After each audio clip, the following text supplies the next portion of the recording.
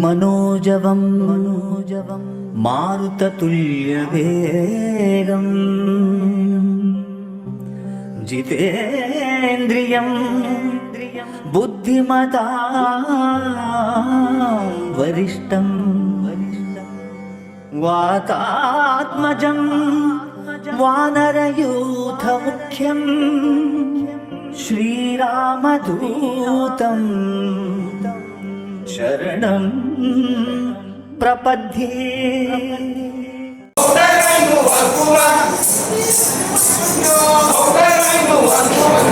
ನಮ್ಮದು ಉಡುಪಿ ಜಿಲ್ಲೆಯ ಪಾರಂಪಳ್ಳಿ ಸಾಲಿಗ್ರಾಮದ ಪಾರಂಪಳ್ಳಿಯಿಂದ ಕುಗ್ರಾಮ.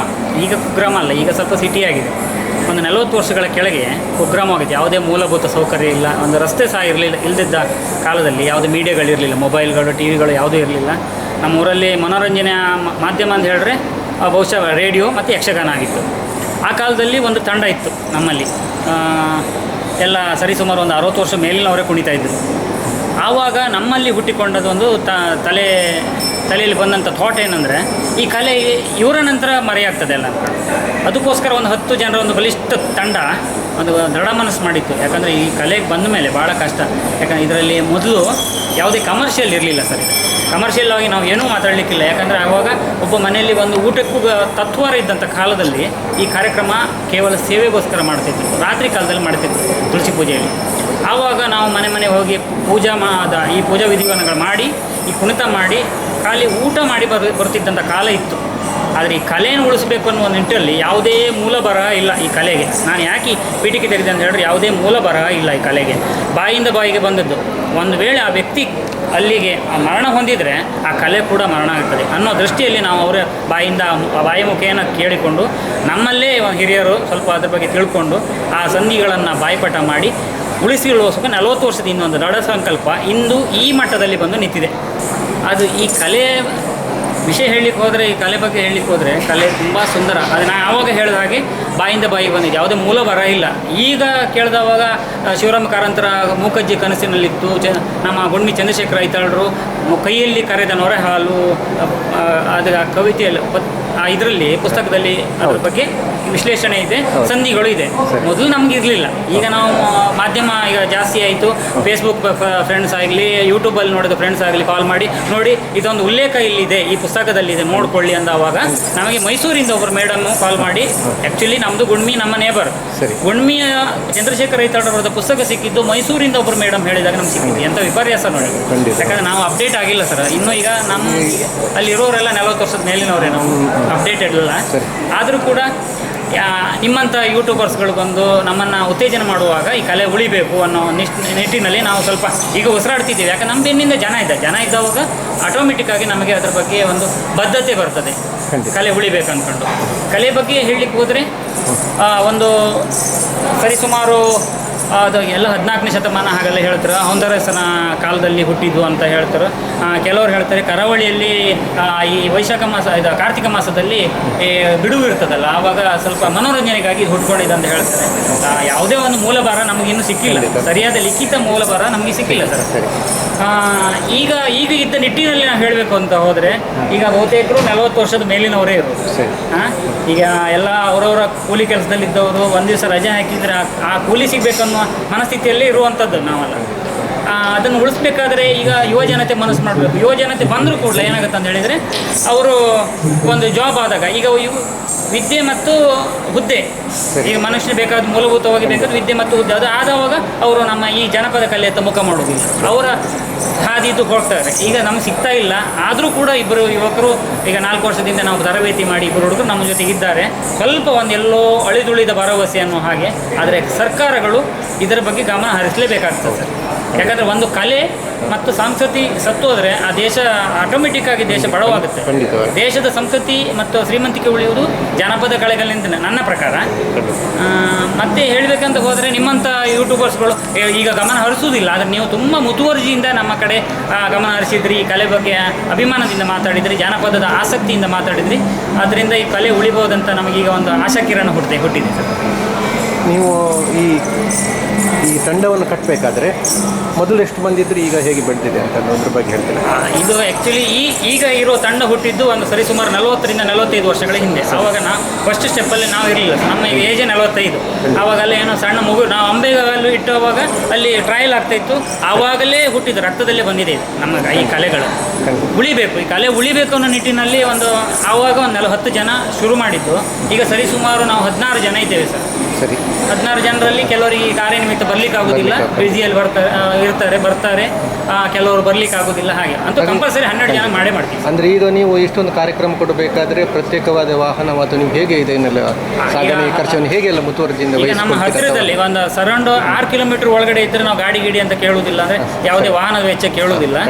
ನಮ್ಮ ದ್ವಿಚಕ್ರ ವಾಹನದಲ್ಲಿ ಹೋಗ್ತೀವಿ. 6 ಕಿಲೋಮೀಟರ್ 10 ಕಿಲೋಮೀಟರ್ ಆಚೆಗಾದ್ರೆ ಅದ್ರ ಬಗ್ಗೆ ಸ್ವಲ್ಪ ಗಾಡಿ ವೆಚ್ಚ ಹೇಳ್ತೇವೆ. ಮತ್ತೆ ಈಗ ಕಮರ್ಷಿಯಲ್, ಎಲ್ಲದರಲ್ಲೂ ಕಮರ್ಷಿಯಲ್ಲೇ ಈಗ, ಇಲ್ಲಾಂದ್ರೆ ಆಗುದಿಲ್ಲ. ಯಾಕಂದ್ರೆ ಒಬ್ಬ ಮನುಷ್ಯನ ಮೂಲಭೂತ ಒಂದು ಕೂಲಿ ಅವನಿಗೆ ಸಿಗಬೇಕನ್ನೋ ನಿಟ್ಟಿನಲ್ಲಿ ಇರ್ತದೆ. ನಾವು ಇಷ್ಟೇ ಅಂತ ಹೇಳುವುದಿಲ್ಲ, ಖಂಡಿತವಾಗಿ ಅವ್ರು ಕೊಟ್ಟದ್ದನ್ನು ಪ್ರೀತಿಯಿಂದ ಸ್ವೀಕಾರ ಮಾಡ್ತೇವೆ. ಈ ಕಲೆಯನ್ನು ಮೂಲತಃವಾಗಿ ಹೇಗೆ ಮನೆಯಲ್ಲಿ ನಡೆಸಿದ ಅಥವಾ ಸಾರ್ವಜನಿಕವಾಗಿ ಮಾಡ್ತಿದ್ರು, ಹೇಗೆ ಮಾಡ್ತಿದ್ರು? ಮನೆ ಇದು ಆಕ್ಚುಲಿ ತುಳಸಿ ಪೂಜೆಗಳಿಂದ ಸ್ಟಾರ್ಟ್ ಆಗಿದ್ದು. ಖಂಡಿತವಾಗಿ. ಮತ್ತೊಂದು ಮೂಲದಲ್ಲಿ ಏನ್ ಹೇಳ್ತಾ ಇದ್ರೆ, ನಾವೆಲ್ಲ ಕರಾವಳಿಗರು ಸಮುದ್ರ ರಾಜನನ್ನ ದೇವರಂತ ಕಾಣ್ತೇವೆ. ಸಮುದ್ರ ರಾಜನಿಗೆ ಮತ್ತೊಂದು ಹೆಸರು ಸೌಂದ್ರ ಅಥವಾ ಹೌಂದೇರಾಯ ಅನ್ಕೊಂಡು ಅವನನ್ನು ಹೊಗಳುವ ಕಾರ್ಯಕ್ರಮ ಇರ್ಬೋದು. ಕಾರ್ತಿಕ ಮಾಸದಲ್ಲಿ ಪುರ್ಸೋತಿ ಇರುತ್ತಲ್ಲ, ಆವಾಗ ನಮ್ಮಲ್ಲೇ ಬಾಯಲ್ಲೇ ಕಟ್ಟಿದ ಹಾಡುಗಳು ಇವಲ್ಲ. ಆದರೂ ಕೂಡ ಅದರಲ್ಲಿ ಒಂದು ವಿಶೇಷ ಏನಂದ್ರೆ, ಬಾಯಲ್ಲಿ ಅಷ್ಟು ಕಷ್ಟದ ಶಬ್ದಗಳನ್ನು ಕಟ್ಟಲಿಕ್ಕೆ ಸಾಧಾರಣದವ್ರಿಗೆ ಸಾಧ್ಯ ಇಲ್ಲ. ಇದಕ್ಕೆ ಏನೋ ಒಂದು ಹಿನ್ನೆಲೆ ಇದೆ. ಅದರ ಮೂಲ ಹುಡುಕ್ಲಿಕ್ಕೆ ಹೋದ್ರೆ ನಮಗಾಗ್ಲಿಲ್ಲ, ನಮ್ಮಂಥವ್ರಿಗೆ ಆಗ್ಲಿಲ್ಲ. ಅದ್ರ ಬಗ್ಗೆ ಕೆಲವರು ಸಾಹಿತ್ಯಾಸಕ್ತರು ಅದ್ರ ಬಗ್ಗೆ ಗಮನ ಹರಿಸಬೇಕು. ಸರ್ಕಾರಗಳು ಅದ್ರ ಬಗ್ಗೆ ಉತ್ತೇಜನ ಕೊಡಬೇಕಂತ. ಇದರಲ್ಲಿ ಯಾವ ಹಂತಗಳಲ್ಲಿದೆ? ಈಗ ಒಂದು ಈ ಪೂಜೆ ಮಾಡಿಕೊಂಡು ನೀವು ಕುಣಿತ ಎಲ್ಲ ಮಾಡ್ತೀರಾ, ಇದರಲ್ಲಿ ಯಾವ ಹಂತಗಳಿದೆ? ಈಗ ಬೇರೆ ಬೇರೆ ಹಂತಗಳನ್ನು ನಾನು ನೋಡಿದ್ದೇನೆ. ಖಂಡಿತ ಅದರಲ್ಲಿ ಅದನ್ನು ಹೇಳ್ಬೋದು. ಪೂಜೆದಲ್ಲಿ ತುಂಬಾ ವಿಧಿವಿಧಾನಗಳಿವೆ. ಯಾಕಂದ್ರೆ ರಾತ್ರಿ ಮಾಡುವಂತ ಪೂಜೆ ತುಳಸಿ ಪೂಜೆ ಅಂತ ಅದರಲ್ಲೂ ಮಾಡ್ತೀವಿ. ಮಧ್ಯಾಹ್ನದಲ್ಲಿ ಮಾಮೂಲಿ ಈಗ ಮಾಡಿದಾಗ ಸೇವೆ ಮಾಮೂಲಿ ವಸಂತ ಅನ್ಕೊಂಡು ಅದರಲ್ಲೂ ಮಾಡ್ತೇವೆ. ಅದರಲ್ಲಿ ಅರ್ಧ ವಸಂತ ಅಂದ್ರೆ 1000 ಹಣ್ಣಿನ ವಸಂತದಲ್ಲಿ ಅರ್ಧ ದಿನ ವಸಂತ ಅಂತ ಮಾಡ್ತೀವಿ, ಅದರಲ್ಲೂ ಮಾಡ್ತೀವಿ. 1000 ಹಣ್ಣಿನ ವಸಂತ ಅಂತ ಮಾಡ್ತೀವಿ. ಬಹಳ ವಿಶೇಷವಾದ್ದು ಆ ಪೂಜೆ, ಒಂದು ಸ್ವರ್ಗಕ್ಕಿಂತ ಮಿಗಿಲು. ಯಾಕಂದ್ರೆ ನಾಗಮಂಡಲದಷ್ಟೇ ಪವಿತ್ರತೆ, ಅಷ್ಟೇ ಅದ್ದೂರಿಯಿಂದ ಮಾಡುವಂತ ಕಾರ್ಯಕ್ರಮ. ಅದರಲ್ಲೂ ಕೂಡ ಈ ಕಾರ್ಯಕ್ರಮ ಬರ್ತದೆ. ನಮ್ಮ ಸಂಸ್ಕೃತಿಯಲ್ಲಿ 6 ಸಂಧಿಗಳಿವೆ. 6 ಸಂಧಿಗಳು: ಓಲಗ ಸಂಧಿ, ಬ್ಯಾಂಟಿ ಸಂಧಿ, ಕೊಡಂಗಿ ಸಂಧಿ, ಶಿವರಾಮ ಸಂಧಿ, ಕೋಲಾಟ ಸಂಧಿ ಹಾಗೂ ಅರ್ಪಿತ ಸಂಧಿಯ ವಿಶೇಷ ಅಂದ್ರೆ, ಇಷ್ಟೊತ್ತರಿಗೆ ಮಾಡಿದ ಕಾರ್ಯಕ್ರಮಗಳೆಲ್ಲ ವನದೇವಿಗೆ, ಭೂದೇವಿಗೆ, ನಮ್ಮ ಪ್ರಕೃತಿಗಳಿಗೆ, ನಾವು ನಂಬಿದ ದೈವ ದೇವರುಗಳಿಗೆ ಹಾಗೂ ಗುರು ಹಿರಿಯರಿಗೆ ಅರ್ಪಿತ. ಇಷ್ಟೊತ್ತರಿಗೆ ಮಾಡಿದ್ದು ಕೂಡ ನಿಮ್ಮ ಪಾದಕ್ಕೆ ಹಾಕಿದ್ದೇವೆ. ಏನೇ ತಪ್ಪು ಒಪ್ಪಿದ್ರು ನಮ್ಮನ್ನು ಕಾಪಾಡಬೇಕನ್ನು ಬೇಡಿಕೊಳ್ಳುವ ಒಂದು ಬಹಳ ಕಳಕಳಿಯ ಹಾಡು. ಇಷ್ಟೊಂದು ಆ ಪರಿಕಲ್ಪನೆಯನ್ನು ಇಟ್ಕೊಂಡು ಈಗ ಹಿರಿಯರು ಬೆಳೆಸಿಕೊಂಡು ಬಂದಿದ್ದಾರೆ. ಹಾಗೆ ಓಲಗದ ನಿಮಗೆ ಸಂಧಿ ಬಗ್ಗೆ ಹೇಳಬೇಕಂತ ಹೋದರೆ, ಓಲಗ ಸಂಧಿ ಅಂತ ಹೇಳಿದರೆ ಅದು ರಾಜನ ಕನಸಿನಲ್ಲಿ ಅವನ ಹಿರಿಯರು ಹೇಳಿಕೊಂಡ ಹರಕೆ, ದೇವತೆಗಳು ಹೇಳುವುದು, ಅದನ್ನು ಆತ ತೀರಿಸುವುದು ಅವನ ಓಲಗದಲ್ಲಿ ನಡೆಯುವ ಕಾರ್ಯಕ್ರಮಗಳು. ಅವ ಊರವರ ಹತ್ರ ಹೇಳ್ಕೊಳ್ತಾನೆ, ನನಗೊಂದು ಕನಸು ಬಿದ್ದಿದೆ, ಹೀಗೆ ಮುನ್ಸೂಚನೆ. ಈಗ ಒಂದು ಹರಕೆ ಬಾಕಿ ಇದೆ, ಅದನ್ನು ತೀರಿಸುವಂತ, ಅದನ್ನು ಹರಕೆಯನ್ನು ತೀರಿಸುವಂಥದ್ದು ಪರಿಗಳು ಆ ಓಲಗ ಸಂಧಿಯಲ್ಲಿ ಬರ್ತದೆ. ಎರಡನೇದಾಗಿ ಬೇಂಟಿ ಸಂಧಿ ಅಂತ ಹೇಳ್ತೀವಲ್ಲ, ಬ್ಯಾಂಟಿ ಸಂಧಿ. ಬೇಟೆ ತದ್ಭವ ತಸ್ಭವ ಯಾವುದು ಬರ್ತದೆ, ಬ್ಯಾಂಟಿ ಅಂತ. ನಮ್ಮ ಕುಂದಾಪುರ ಕನ್ನಡದ ಬ್ಯಾಂಟಿ ಅಂತೀವಿ. ರಾಜನ ಆಳ್ವಿಕೆಯಲ್ಲಿರುವಾಗ ಕಾಡು ಪ್ರಾಣಿಗಳ ಹಾವಳಿ ಪ್ರಜೆಗಳು ರಾಜನ ಹತ್ರ ಅವಲತ್ತು ಕೊಡ್ತಾರೆ, ನಮ್ಮನ್ನು ಕಾಪಾಡಬೇಕಂತ. ರಾಜ ಪ್ರತ್ಯಕ್ಷ ದೇವತಾ ಅಂತಾರಲ್ಲ, ಆ ಕಾಡು ಪ್ರಾಣಿಗಳನ್ನು ಆತ ಬೇಟೆಯಾಡಿದ ಮಾಂಸಗಳನ್ನು ಆಯಾಯ ಗುರಿಕಾರರಿಗೆ, ದೈವ ದೇವರುಗಳಿಗೆ ಹಂಚುವಂಥ ಪ್ರಕ್ರಿಯೆ ಆ ಬ್ಯಾಂಟಿ ಸಂಧಿಯಲ್ಲಿ ಬರ್ತದೆ. ಮತ್ತೊಂದು ಕೋಡಂಗಿ ಅಂತ ಹೇಳಿದ್ರೆ, ಕರಾವಳಿಗರು ಕೋಡಂಗಿ ಅಂದರೆ ಹನುಮಂತನ ಆರಾಧ್ಯ ದೇವರು. ಹನುಮಂತನ ಪ್ರೀತಿಯಿಂದ ಕೋಡಂಗಿ ಅಂತ ಕರೀತಾರೆ. ನಮ್ಮ ಮನೆ ಮಕ್ಕಳಿಗಾದ್ರೂ ಯಾವುದಾದ್ರು ಅತ್ಯಂತ ಪ್ರೀತಿಯಿಂದ ಕರೆಯೋದು ಕೋಡಂಗಿ. ಹಾಗೆ ಆ ಕೋಡಂಗಿಯನ್ನು ನಮ್ಮ ಹಿರಿಯರಲ್ಲಿ ಒಬ್ಬರಲ್ಲಿ ಆಹ್ವಾನಿಸಿ, ಆತನನ್ನು ಕಿಚಾಯಿಸಿ, ಆತನನ್ನು ಸ್ವಲ್ಪ ತಮಾಷೆ ಮಾಡೋದಂತ ಆ ಥರ ಮಾಡಿ, ಆತನಿಗೆ ಆಹಾರವನ್ನು ಕೊಟ್ಟು, ಆತನ ಸಂತೃಪ್ತಿಯನ್ನುಕೊಂಡು ನಮ್ಮನ್ನು ಕಾಪಾಡಬೇಕನ್ನು ಬೇಡಿಕೊಳ್ಳುವ ಪರಿಕಲ್ಪನೆ ಇದೆಯಲ್ಲ, ಕೊಡಗಿ ಸಂಧಿ. ಶಿವರಾಮ ಸಂಧಿ ಅಂತ 4ನೇ ಸಂಧಿ. ಅದರದ್ದು ಮತ್ತೊಂದು ವಿಶೇಷ, ಶೈವ ಪಥ, ವೈಷ್ಣವ ಪಂಥ ಅಂತ ಮೊದಲು ಇರ್ಬೋದು, ಅದರ ವಿರುದ್ಧವಾಗಿ ನಮ್ಮವರು ಸಿಡಿದಿಡಿದಿರ್ಬೋದು. ಖಂಡಿತವಾಗಿ ಅದು ತಪ್ಪು. ಒಂದೇ ಅಂತ ಶಿವ ಬೇರೆ ಅಲ್ಲ, ರಾಮ ಬೇರೆ ಅಲ್ಲ. ರಾಮನ ದಿಗ್ವಿಜಯದಲ್ಲಿ ಶಿವನು ಒತ್ತಾಸೆಯಾಗಿದ್ದ. ಸ್ವತಃ ರಾಮನೇ ಶಿವನ ಮರಳಲಿಂಗವನ್ನ ಸ್ಥಾಪನೆ ಮಾಡಿ ಪೂಜೆ ಮಾಡಿದ್ದ ಅನ್ನೋ ನಿಟ್ಟಿನಲ್ಲಿ ಶಿವ ಬೇರೆ ಅಲ್ಲ, ರಾಮ ಬೇರೆ. ಶಿವರಾಮನ ಲೀಲೆಗಳನ್ನು ಹಾಡುವುದು ಅದರಲ್ಲಿ ನಮ್ಮ ರಾಮಾಯಣದ ಇಡೀ ರಾಮಾಯಣವನ್ನು ಕೇವಲ ಕೆಲವೇ ಸಾಲುಗಳಲ್ಲಿ ಕೊಟ್ಬಿಟ್ಟಿದ್ದಾರೆ. ಅವ್ರಿಗಿಂತ ಬಲಿಷ್ಠ ಸಾಹಿತ್ಯ ಇಲ್ಲ ಸಿಗ್ಲಿಕ್ಕೆ ಅಲ್ಲಿ ಸಾಧ್ಯ. ಹನುಮಂತನ ಪಾತ್ರಧಾರಿಯಾಗಿ ನೀವು ಒಬ್ಬರಿದ್ದಾರೆ. ಹೌದು, ಹಾ. ಆಮೇಲೆ ಆಮೇಲೆ ಹಿರಿಯರು. ಅಂತಿಮವಾಗಿ ಅವರಿಗೆ ಆ ಒಂದು ಆವೇಶ ಸ್ವಲ್ಪ ಆವೇಶ ಹೆಚ್ಚಿನ ಆವೇಶ ರೀತಿಯಲ್ಲಿ ಸಣ್ಣ ಬರುತ್ತೆ. ಮಟ್ಟ ಆವೇಶ ಆಗುತ್ತೆ ಸರ್. ಸಣ್ಣ ಮಟ್ಟ ಕಂಡೆ ನಾನು ಹಾಗೆ ಅದನ್ನು ಹೇಳಿ. ಮೊದಲೆಲ್ಲ ಅದಕ್ಕೆ ತುಂಬಾ ನೇಮನಿಷ್ಠೆಗಳಿತ್ತು. ಇವಾಗ ನಾವು ಏನ್ ಮಾಡ್ಲಿಕ್ಕಿಲ್ಲ ಸರ್. ಈಗ ಅಪ್ಡೇಟ್ ಆದವಾಗ ಅದಕ್ಕೆ ಅನುಗುಣವಾಗಿ ನಾವು ಹೋಗ್ತಾ ಇದ್ದೀವಿ. ಇದರಲ್ಲಿ ವಿಮರ್ಶೆ ಮಾಡುವಂಥದ್ದು ಏನು ಖಂಡಿತವಾಗಿ ನಮ್ಮನ್ನು ಒಂದು ಕಲೆ ಮತ್ತು ಅದರೊಟ್ಟಿಗೆ ಆ ಭಕ್ತಿಪೂರ್ಣವಾದಂತಹ ಪರಿಕಲ್ಪನೆ ಕೂಡ ಅದರಲ್ಲಿ ಇದೆ. ಮತ್ತೊಂದು ಕೋಲಾಟ ಇದೆ. ಮುಂದಿನ ಅಂತ ಕೋಲಾಟದಲ್ಲಿ ಶ್ರೀಕೃಷ್ಣನ ಲೀಲೆಗಳು ಆ ಮಧುರದಲ್ಲಿ ಅಥವಾ ದ್ವಾರಕೆಯಲ್ಲಿ ಶ್ರೀಕೃಷ್ಣ ರಾಸಲೀಲೆ ಆಡ್ತಿದ್ದ ಯಾವುದು ಹೇಳಿ ಕೋಲಾಟ ಆಡ್ತಿದ್ದ ಆತನ ಲೀಲೆಗಳು, ಹತ್ತವತಾರದ ಬಗ್ಗೆ, ಉಡುಪಿ ಶ್ರೀಕೃಷ್ಣ ಮಠದ ಬಗ್ಗೆ, ಅಷ್ಟಮಠಗಳ ಮಧ್ವ ಮಠದ ಬಗ್ಗೆ, ಪರ್ಯಾಯದ ಬಗ್ಗೆ ಎಲ್ಲ ಉಲ್ಲೇಖ ಇದೆ. ಇದೆಲ್ಲ ಮಾಡ್ಲಿಕ್ಕಿದ್ರೆ ನಮ್ಮಂತ ಪಾಮರರಿಗೆ ಸಾಧ್ಯ ಇಲ್ಲ. ಯಾರು ತುಂಬಾ ವಿದ್ವಾನ್ಗಳೇ ಬರೆದಿದ್ದು ಅದು ನಮ್ಮ ಬಾಯಿಗೆ ಹೇಗೆ ಬಂತಂತ ನಮ್ಗೆ ಗೊತ್ತಿಲ್ಲ. ಆ ತರ ಆಮೇಲೆ ನಾ ಹೇಳಿದ ಅರ್ಪಿತ ಸಂಧಿ ಎಲ್ಲ ಇಷ್ಟದವರೆಗೆ ಮಾಡಿದ ಎಲ್ಲ ಕಾರ್ಯಕ್ರಮಗಳು ನಿಮಗೆ ಅರ್ಪಿತ ಅನ್ಕೊಂಡು ಪ್ರಕೃತಿಗೆ, ನಮ್ಮ ಹಿರಿಯರಿಗೆ, ದೈವದೇವರುಗಳಿಗೆ ಅರ್ಪಿಸುವಂತ ಪ್ರಕ್ರಿಯೆ. ಈ ಪೂಜೆಯಲ್ಲಿ ವಿಶೇಷವಾಗಿ ಕೆಲವು ಪ್ರಸಾದಗಳನ್ನ ಅಥವಾ ಕಾಳುಗಳನ್ನ ಅಥವಾ ಅದನ್ನ ಇಟ್ಟಿದೆ, ಅದ್ರ ಯಾವುದು ಸ್ವಲ್ಪ ತುಂಬಾ ವಿಶೇಷವಾದ ಪ್ರಸಾದಗಳನ್ನು ಮಾಡ್ತೀವಿ. ಹೆಸರು ಬೇಳೆ ಇರ್ತದಲ್ಲ, ಹೆಸರು ಬೇಳೆಗೆ ಪಂಚಕಜ್ಜಾಯ ಮಾಡ್ತೇವೆ. ಹೆಸರು ಬೇಳೆದ ಕಾಯಿ, ಬಾಳೆಹಣ್ಣು, ತುಪ್ಪ, ಮತ್ತೊಂದು ಈ ಮಸಾಲೆ ಪೌಡರ್ಗಳೆಲ್ಲ ಮಾಡ್ತೀವಿ. ಕಾಳುಮೆಣಸು, ಏಲಕ್ಕಿ, ಲವಂಗ, ಒಣಶುಂಠಿ ಹಾಕಿ ಪೌಡರ್ ಅದನ್ನು ಮಿಕ್ಸ್ ಮಾಡಿ ಪಂಚಕಜ್ಜಾಯ ಮಾಡ್ತೀವಿ.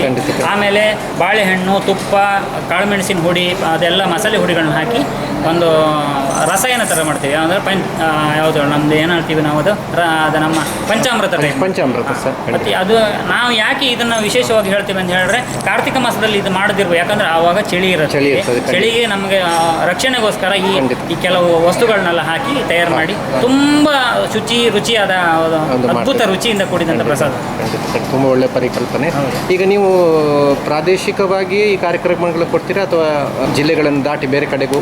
ಅಲ್ಲ, ಕಾರ್ಯಕ್ರಮ ನಮ್ಮದು ಆ್ಯಕ್ಚುಲಿ ಹೇಳಬೇಕಂದ್ರೆ ಬ್ರಹ್ಮಾವರದಿಂದ ಭಟ್ಕಳದ ಒಳಗೆ ಇದು ಹರಕೆಗಳನ್ನ ಹೇಳಿಕೊಳ್ಳುವ ಪ್ರಕ್ರಿಯೆ. ಖಂಡಿತವಾಗಿ. ಯಾಕಂದ್ರೆ ಅದರಿಂದ ಆಚೆಗೆ ಅದ್ರ ಬಗ್ಗೆ ಗೊತ್ತಿಲ್ಲ ಅವರಿಗೆ. ಅವರು ಏನಾದರೂ ಪ್ರದರ್ಶನಕ್ಕಾಗಿ ಕರೀತಾರೆ, ಪ್ರದರ್ಶನಕ್ಕಾಗಿ ಹೋಗ್ತಿದ್ದಾರೆ. ಮತ್ತೆ ಈ ಮನೆ ಗೃಹ ಪ್ರವೇಶ ಇದ್ದಾಗ ಹಾಗಾದ್ರೆ ಬಾರಕೂರು ಮತ್ತು ಮೊದಲಿಂದ ನಡ್ಕೊಂಡು ಬಂದಂದು ಆ ಒಂದು ಮೂಲ ಬಾರಕೂರು ಇರ್ಬೋದು, ಪ್ರಾದೇಶಿಕವಾಗಿತ್ತು. ಹೌದು. ನಿಮ್ಮ ಕಳಕಳಿಗೆ ನಮ್ಮ ಜಾನಪದ ಕಲಾವಿದರಿಂದ ತಲೆಬಾಗ್ತೀವಿ. ಯಾಕಂದ್ರೆ ಯಾರು ಮೆಚ್ಚುವುದಿಲ್ಲ. ಇಲ್ಲ, ನನಗೆ ತುಂಬ ಖುಷಿ ಆಯ್ತು. ಯಾಕಂದ್ರೆ ಅದು ನಾನು ಎಷ್ಟೊತ್ತು ಸಹ ನಿಲ್ಲಬಲ್ಲೆ. ಯಾಕಂದ್ರೆ ಆಹಾರ ನನಗೆ ಹಸಿವು ಮುಖ್ಯ ಆಗಿರಲಿಲ್ಲ, ಕಲೆಯನ್ನು ನೋಡುವಲ್ಲಿ ಒಂದು ವಿಶೇಷತೆ. ಮತ್ತು ನೀವು ಅದು ತನ್ಮಯರಾಗಿ ಕುಣಿತಿದ್ದೀರಲ್ಲ, ಹಾಡಾಗಲಿ ಅಥವಾ ಕುಣಿತವಾಗಲಿ ಅದರ ಮುಖ್ಯವಾಗಿ ಭಾಗವಹಿಸುವಿಕೆ, ಅದ್ಭುತವಾಗಿ ಭಾವನಾತ್ಮಕವಾಗಿ ಭಾಗವಹಿಸೋದು ಉಂಟಲ್ಲ, ಒಂದಾಗಿ ಭಾಗವಹಿಸೋದು, ಆಗ ಅಲ್ಲಿ ಒಂದು ವಿಶೇಷವಾಗಿ ಎಂಥದೋ ಒಂದು ಶಕ್ತಿ ಉತ್ಪನ್ನ ಆಗ್ತದೆ. ನಾವಿಲ್ಲಿ ಯಾವುದೇ ಒಂದು ಇದಕ್ಕೋಸ್ಕರ ವಿಶೇಷವಾಗಿ ಉಸಿರು ಅದು. ಯಾಕಂದ್ರೆ ಕೇವಲ ನೀವು ಇದು ಪ್ರದರ್ಶನಕ್ಕಿಂತ ಅಲ್ಲಿ ದರ್ಶನ ಎಂಬ ಉಂಟಲ್ಲ, ಅದುವೇ ಕಾಣ್ತಾ ಇತ್ತು. ನೀವು ಜನರು ಹೇಳ್ಬೋದು ಅದು ಪ್ರದರ್ಶನ ಅಂತ, ಬಟ್ ಅದರಲ್ಲಿ ದರ್ಶನ ಇದೆ, ಅಲ್ಲಿ ಭಕ್ತಿ ಇದೆ, ಭಾವ ಇದೆ, ಎಲ್ಲವೂ ಇದೆ. ನನಗೆ ತುಂಬ ಖುಷಿ ಆಯಿತು. ಹಾಗೆ ಎಲ್ಲ ರೀತಿಯಿಂದ ಒಳ್ಳೆಯದಾಗಲಿ ನಿಮಗೆ. ಥ್ಯಾಂಕ್ ಯು ಸರ್, ಧನ್ಯವಾದಗಳು. ನಿಮ್ಮ ಯೂಟ್ಯೂಬ್ ಚಾನಲ್ ಮತ್ತೆ ನಮ್ಮ ಕಡೆಯಿಂದ, ನಮ್ಮ ಜನಪದ ಕಲಾವಿದರ ಕಡೆಯಿಂದ ಈ ಯೂಟ್ಯೂಬ್ ಚಾನಲ್ನ ತುಂಬ ಜನ ಸಬ್ಸ್ಕ್ರೈಬ್ ಮಾಡ್ಕೊಳ್ಳಿ.